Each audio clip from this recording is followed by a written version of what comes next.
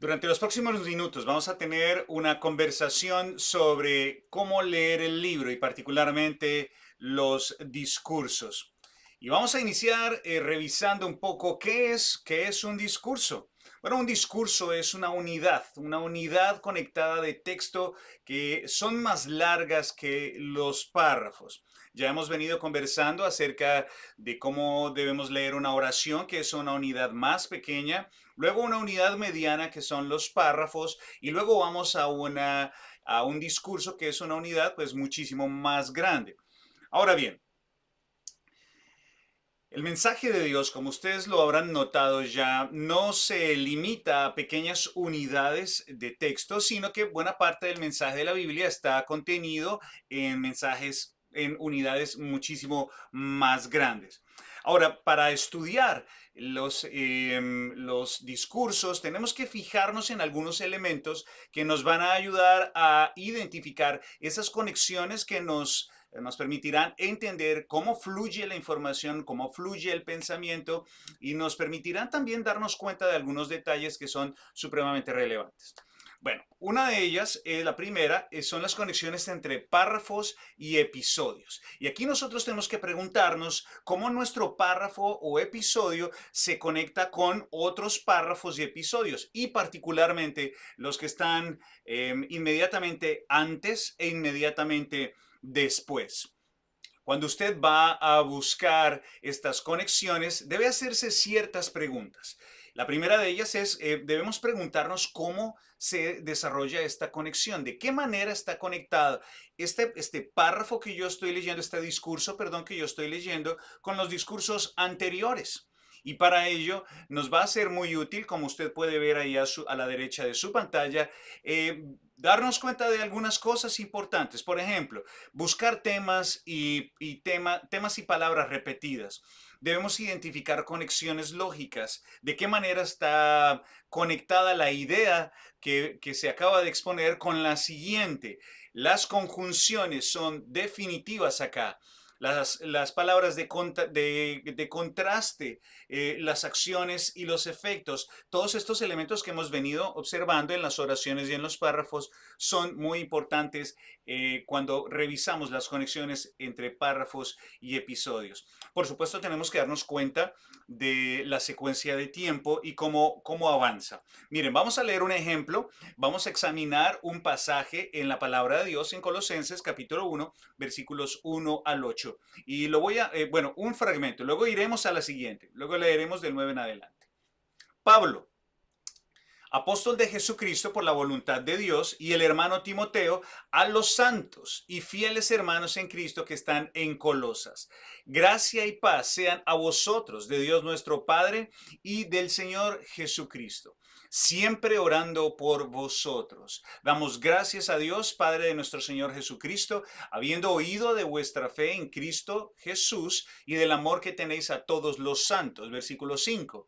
A causa de la esperanza que os es guardada en los cielos, de la cual ya habéis oído por la palabra verdadera del Evangelio, que ha llegado hasta vosotros, así como todo el mundo, a todo el mundo, perdón, y lleva fruto y crece también en vosotros, desde que oísteis y conocisteis la gracia de Dios en verdad, como lo habéis aprendido de Epafras, nuestro consiervo amado, que es un fiel ministro de Cristo para vosotros, quien también nos ha declarado vuestro amor en el Espíritu.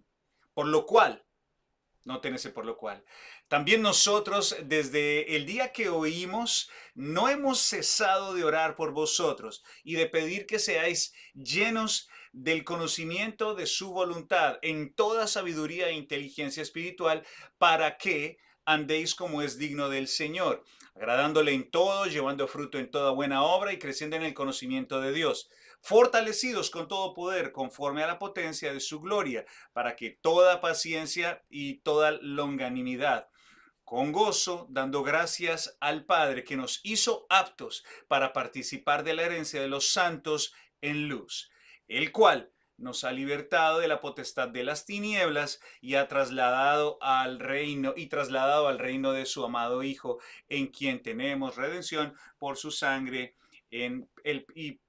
redención por su sangre, el perdón, en quien tenemos redención por su sangre, el perdón de pecados. Ok, miren, si notan, leí dos fracciones, del 1 al 8 y del 9 al 14. Ahora, si usted imprime este texto y lo pone frente a usted, va a empezar a notar algunas cosas, algunas conexiones que hay en este discurso. Por ejemplo, en el primer párrafo, Pablo y Timoteo están agradeciendo a Dios.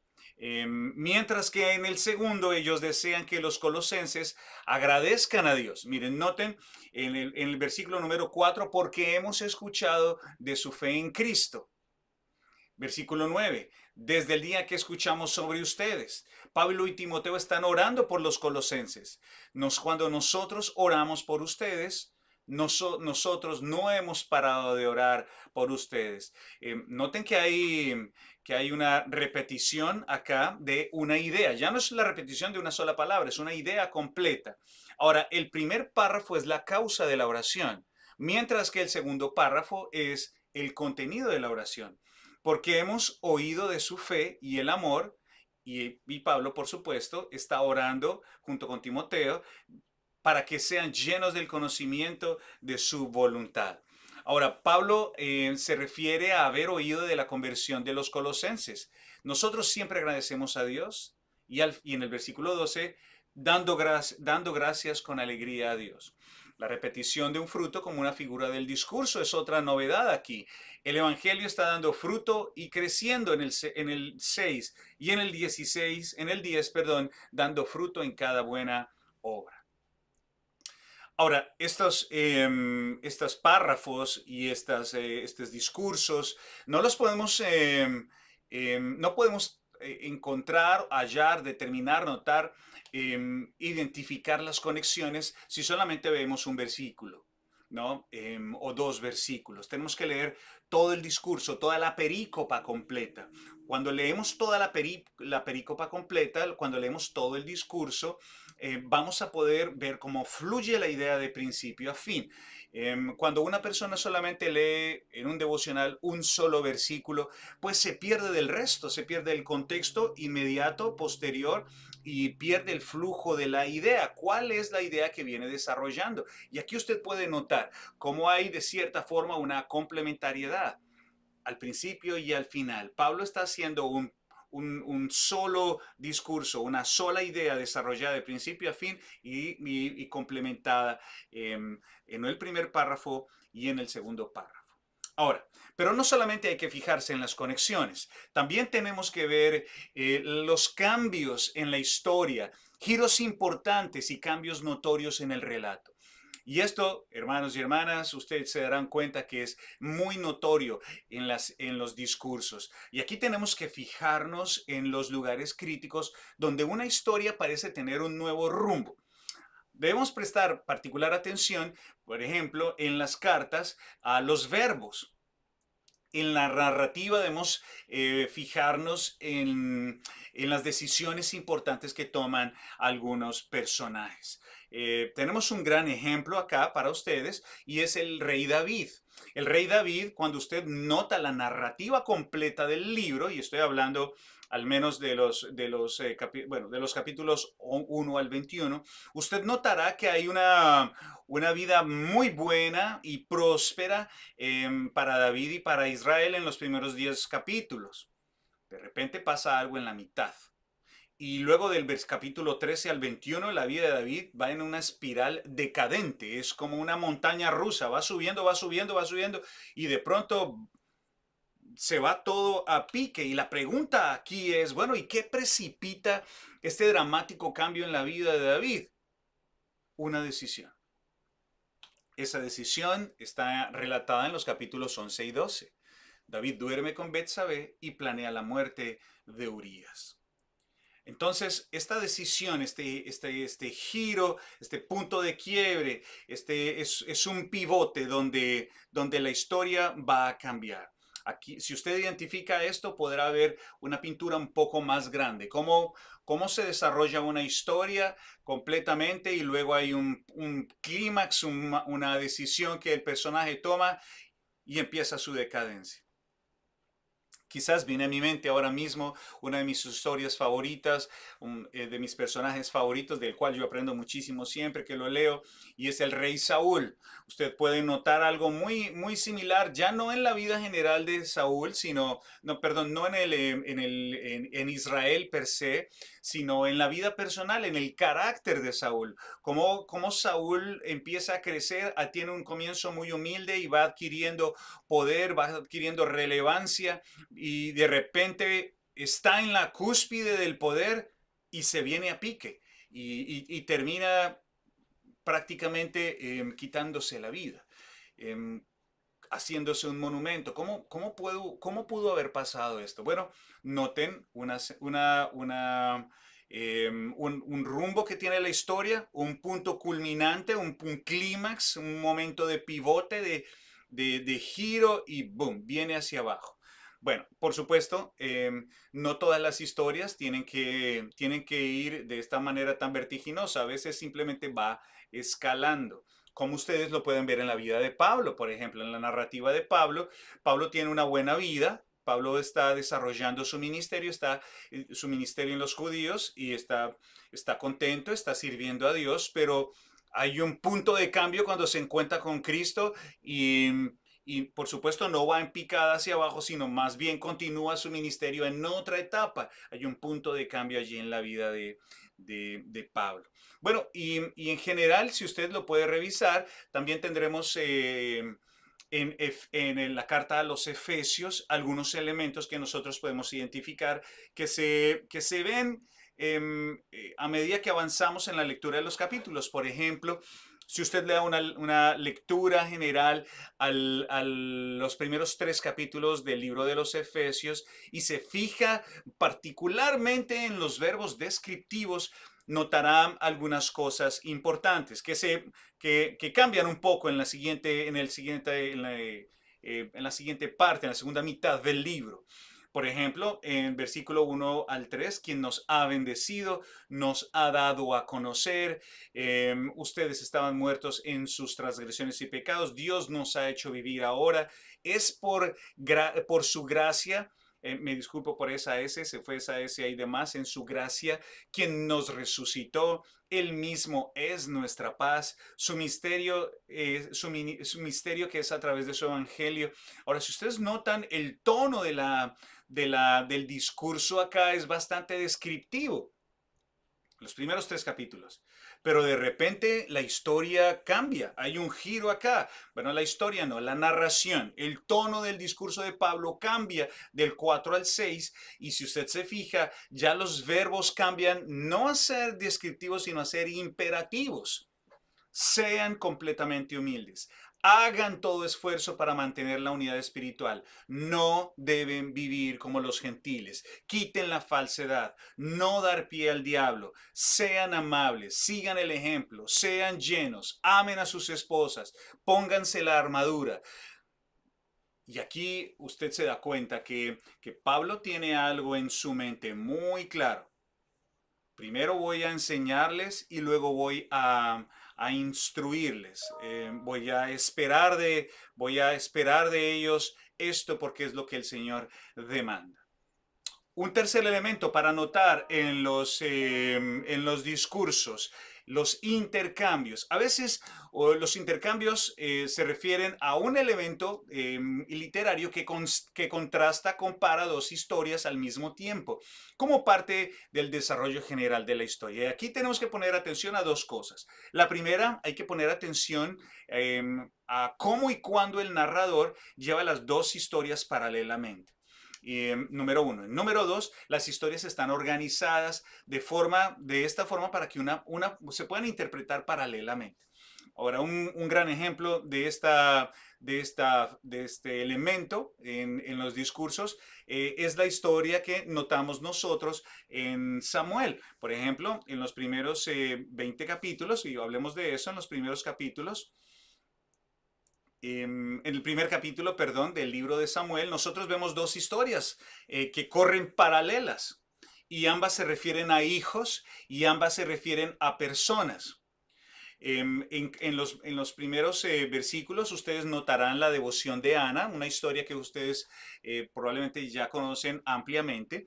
Relata la devoción de Ana hacia Dios y muestra claramente su deseo de concebir, y una vez concibe en medio de una gran súplica a Dios, una vez concibe, ella ofrece su hijo, cumple, perdón, la promesa que le ha hecho al Señor de ofrecer su hijo para su servicio. Pero paralelamente tenemos otra historia, la historia de unos hombres de un hombre que ya tiene hijos, que es un servidor de Dios, pero cuyos hijos no están dedicados al Señor, no están dedicados en fervor personal, voluntario al Señor. Ahora, estos principales personajes, pues, los principales personajes de esta historia, Ana, la madre de Samuel, Elí junto con sus dos hijos, Ofni y Finés, pues nos van a mostrar dos historias paralelas que se interpretan, ¿no? Que se pueden comparar una con la otra. Tenemos otro elemento para determinar en los discursos, y aquí me refiero a un quiasmo que habitualmente se da con mayor frecuencia en la literatura hebrea, pero bueno, no obstante, en las epístolas paulinas y en los evangelios también notamos varios quiasmos. ¿Pero qué es un quiasmo? Bueno, un quiasmo es una lista de ítems, unos eventos que están estructurados de tal manera que el primer ítem es complementario, guarda un paralelismo con otro elemento un poco más abajo. De manera que va, como lo ven ustedes en la fotografía, el elemento A es complementario con otro elemento A, y un elemento B es complementario con otro elemento B, hasta llegar a un punto donde se supone que está el mensaje central. Me voy a explicar con una ilustración en un momento. Antes de eso, para identificar un quiasmo, nosotros tenemos que prestar atención. Debemos buscar palabras repetidas o ideas repetidas, similares y contrastadas, en una forma en la que usted lo puede ver intercalado. Viene una idea, hay un espacio, una pausa, y viene nuevamente la misma idea, ya sea contrastada o presentada con palabras diferentes. El final de un episodio es similar al principio. Aquello que hace paralelismo presenta algún orden. ¿Hay algún elemento central en el quiasmo que contiene la idea central? Bueno, aquí está el ejemplo. Salmo 76, versículo número 1. Dios es conocido en Judá, su nombre es exaltado en Israel. Aquí ustedes pueden ver, Dios es conocido. En el centro está ve en Judá, luego sigue en Israel, y su nombre es exaltado. Sobre esto tenemos un gran número de ejemplos a los cuales ustedes pueden atender. Ahora bien, un quinto elemento, y aquí ya nos enfocamos hacia el final de esta lección. Un quinto elemento a buscar en los discursos es el inclusio. El inclusio es una técnica literaria en la cual un pasaje tiene una palabra, un evento o un tema similar al principio y al final. Esta técnica también se conoce como empaquetamiento o enmarcación. Y aquí juntos tenemos que fijarnos en las palabras o declaraciones o eventos que aparecen tanto al principio como al final. Hay que recordar que estos inclusios pues no están limitados a 2 o 3 versículos, sino que pueden abarcar grandes porciones del texto, incluso capítulos. Tengo 2 ejemplos para ustedes. El primero está en el Salmo número 8. Si usted se da cuenta, al leer el Salmo número 8, usted encontrará en el primer versículo, en los primeros versículos, oh Señor, soberano nuestro, qué imponente es tu nombre en toda la tierra. Y esa declaración ocurre en el versículo número 1. Y al final de este Salmo, en el versículo número 9. Ahora, si usted se fija, al final, bueno, recordarán ustedes que el libro de los Salmos está compuesto de 5 libros. Cada uno de esos libros, al terminar, si usted hace el ejercicio, nota al terminar de cada libro, notará que usted lee el libro de Salmos, dice el libro uno, luego más adelante dice el libro 2, luego el libro 3, libro 4, libro 5. Al terminar cada libro, usted va a encontrar una frase, un versículo que se repite casi con las mismas palabras al terminar el siguiente libro y así sucesivamente. Estas palabras, estas expresiones, estos versículos, pues nos trae a la mente la idea de un inclusio que marca o repite una y otra vez las mismas ideas. En el libro de Josué encontramos unas ideas, unos episodios e ideas también repetidas, pero que son unas historias que son repetidas, pero presentadas de una manera muy particular. Por ejemplo, en el libro de Josué, en el capítulo número 2, vemos la historia de Rahab, quien creyó y fue salvada. Pero luego encontramos en los capítulos 3 al 6 la preparación y la captura de Jericó.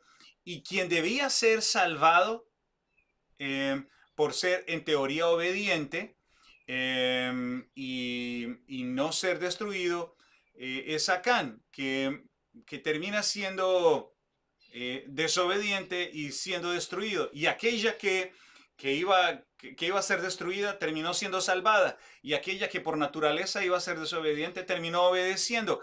Así que aquí encontramos cómo historias se representan de una manera en particular empaquetadas. Hay algo allí que nos muestra un principio y un final, unas historias que adentro, en el centro, tienen algo que está presentado para llamar la atención en particular del lector. Bien, vamos a concluir acá nuestra clase sobre nuestra lección sobre cómo leer los discursos